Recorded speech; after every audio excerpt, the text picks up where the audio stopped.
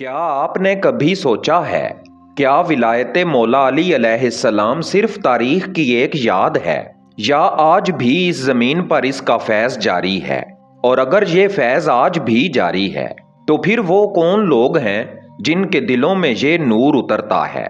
और अगर इंसान इस राज को समझ ले तो क्या उसकी ज़िंदगी सिर्फ इबादत तक महदूद रहती है या फिर उसके सामने एक ऐसा मार्फत का दरवाज़ा खुल जाता है जो इंसान को अपने रब के करीब ले जाता है? ये सवालात सदियों से अहले दिल को अपनी तरफ खींचते आए हैं। कुछ लोग इन सवालों को सिर्फ कहानियां समझकर गुजर जाते हैं, मगर कुछ ऐसे भी होते हैं जो इन सवालों के पीछे छुपे रूहानी राज की तलाश में निकल पड़ते हैं। दास्तान उर्दू पर एक बार फिर आपको खुशामदीद। आज की इस वीडियो में हम एक ऐसे मौजू पर गुफ्तगू करने जा रहे हैं जो सिर्फ तारीख का बाब नहीं बल्कि रूहानियत, फकर और विलायत के एक गहरे राज से जुड़ा हुआ है।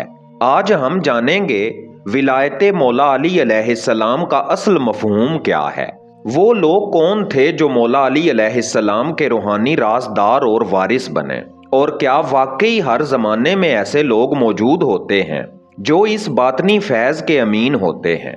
ये एक ऐसी दास्तान है जो सिर्फ अल्फाज की नहीं बल्कि दिलों के सफर की दास्तान है। तो आइए खामोशी से दिल को संभालिए और जहन के दरवाजे खोल दीजिए, क्योंकि अब हम कदम रखने जा रहे हैं एक ऐसे सफर में जहां तारीख, रूहानियत और मार्फत एक दूसरे से मिलती हैं। आइए चलते हैं आज के मौजू की तरफ और इस पुरस्रार सफर का आगाज करते हैं।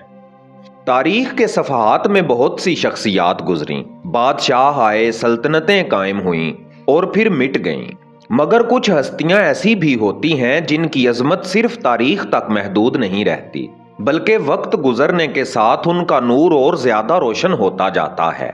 अमीरुल मोमिनीन मौला अली इब्ने अबी तालिब अलैहिस्सलाम उन्हीं हस्तियों में से एक हैं। वो सिर्फ एक बहादुर सिपाही नहीं थे, ना सिर्फ एक अजीम खलीफा और ना ही सिर्फ रसूल अकरम सल्लल्लाहु अलैहि वसल्लम के करीबी रिश्तेदार, बल्कि हकीकत में मौला अली इब्ने अबी तालिब अलैहिस्सलाम इल्म, हिकमत और विलायत के उस दरवाजे का नाम है जिसके बगैर मार्फत का रास्ता अधूरा रहता है। इसी हकीकत को रसूल अकरम सल्लल्लाहु अलैहि वसल्लम ने एक मुख्तसर मगर गहरे जुमले में बयान फरमाया, मैं इल्म का शहर हूँ और अली इसका दरवाजा है। ये जुमला सिर्फ फजीलत बयान करने के लिए नहीं था बल्कि ये एक रूहानी हकीकत की तरफ इशारा था, क्योंकि इल्म दो तरह का होता है। एक वो इल्म जो किताबों में लिखा जाता है, जो इंसान पढ़ता है, सीखता है और दूसरों तक पहुंचा देता है, मगर एक इल्म ऐसा भी होता है जो किताबों में नहीं मिलता। ये वो इल्म है जो दिल से दिल तक मुंतकिल होता है। ये वो इल्म है जिसे औलिया इल्म लदुन्नी कहते हैं, और इसी इल्म के दरवाजे पर मौला अली अलैहिस्सलाम को खड़ा किया गया। इसीलिए तारीख गवाह है कि जब भी किसी ने मार्फत के समुंदर में गोता लगाया, उसके रास्ते कहीं ना कहीं विलायत मौला अली अलैहिस्सलाम के दरिया से जा मिले। यही वो नूर है जो रसूल अकरम सल्लल्लाहु अलैहि वसल्लम के सीने से निकला और मौला अली अलैहिस्सलाम के कल्ब में उतरा। फिर यही नूर नस्लों, जमानों और दिलों के सफर पर निकल पड़ा। कभी ये नूर किसी दरवेश के दिल में चमका, कभी किसी फकीर की खामोशी में बोल उठा और कभी किसी गुमनाम वली की दुआ में जाहिर हो गया।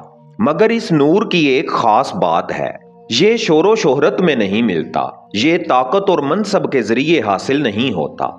ये नूर सिर्फ वहां उतरता है जहां दिल आजिज़ी से झुक जाए और इंसान अपने नफ्स के गरूर को तोड़ दे, और यही वो मुकाम है जहां से विलायत का सफर शुरू होता है।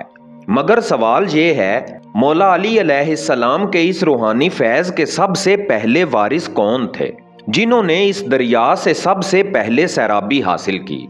इसी सवाल का जवाब हमें ले जाता है तारीख की उन रोशन हस्तियों की तरफ जो मौला अली अलैहिस्सलाम के करीब तरीन राजदारों में शामिल थीं। आइए आगे बढ़ते हैं, उन अजीम शख्सियात की तरफ चलते हैं जो विलायत मौला अली अलैहिस्सलाम के अव्वलीन चिराग बने। जब विलायत का दरवाज़ा खुलता है तो हर इंसान उसके अंदर दाखिल नहीं हो पाता। ये दरवाज़ा इल्म से नहीं खुलता, ना ही मनसब और शोहरत से। ये दरवाज़ा सिर्फ उन दिलों के लिए खुलता है جو سچائی کی تلاش میں اپنے آپ کو مٹا دینے کا حوصلہ رکھتے ہوں۔ مولا علی علیہ السلام کی زندگی میں بھی کچھ ایسے لوگ تھے جنہیں صرف قربت ہی حاصل نہیں تھی بلکہ وہ اس روحانی فیض کے امین بھی بنے۔ یہ وہ ہستیاں تھیں جنہوں نے مولا علی علیہ السلام کے ظاہر کو بھی دیکھا اور ان کے باطن کے اسرار کو بھی محسوس کیا۔ ان میں سب سے پہلا نام آتا ہے حضرت سلمان فارسی کا۔ جناب سلمان فارسی کی داستان خود ایک عجیب سفر ہے۔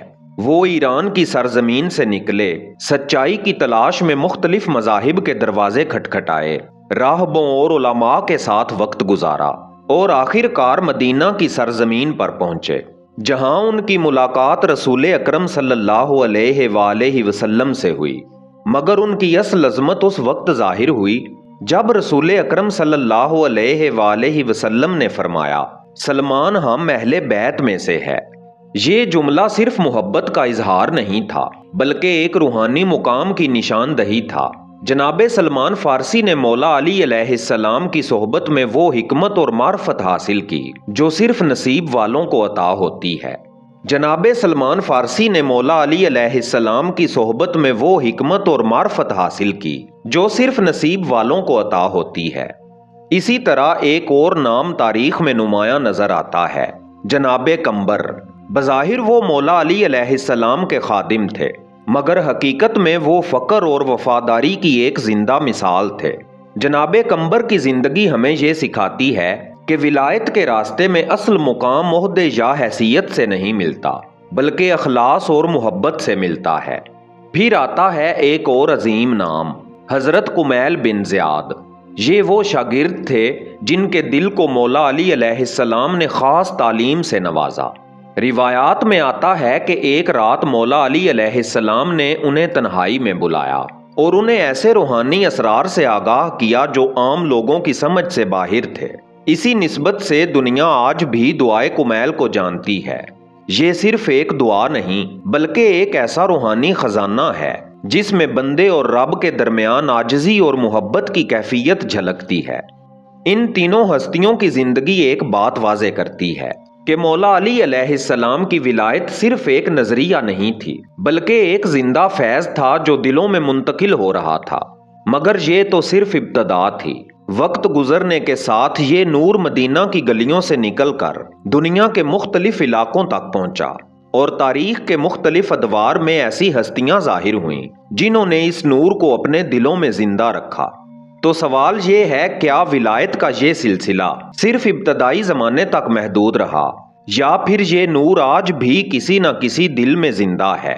آئیے مزید آگے بڑھیں اور اس راز کو سمجھنے کی کوشش کریں۔ روحانیت کی دنیا میں ایک اصول ہمیشہ سے بیان کیا جاتا ہے، نور کبھی رکتا نہیں۔ جب وہ ایک دل میں اترتا ہے تو وہاں ٹھہرنے کے لیے نہیں آتا بلکہ وہ آگے بڑھتا ہے، ایک دل سے دوسرے دل تک سفر کرتا ہے۔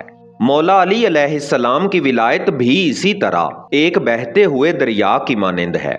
یہ دریا مدینے سے نکلا مگر پھر اس کی لہریں مختلف زمانوں اور سرزمینوں تک پہنچتی گئیں۔ صدیوں بعد جب انسانیت ایک بار پھر روحانی پیاس محسوس کرنے لگی تو اسی دریا کے کنارے کچھ ایسے چراغ روشن ہوئے جنہوں نے لوگوں کو باطن کی طرف بلانا شروع کیا۔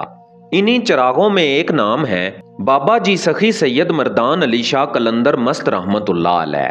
ان کی زندگی فقر، سادگی اور اللہ کی محبت کا ایسا نمونہ تھی کہ لوگ صرف ان کے الفاظ سے نہیں بلکہ ان کی خاموشی سے بھی سیکھتے تھے۔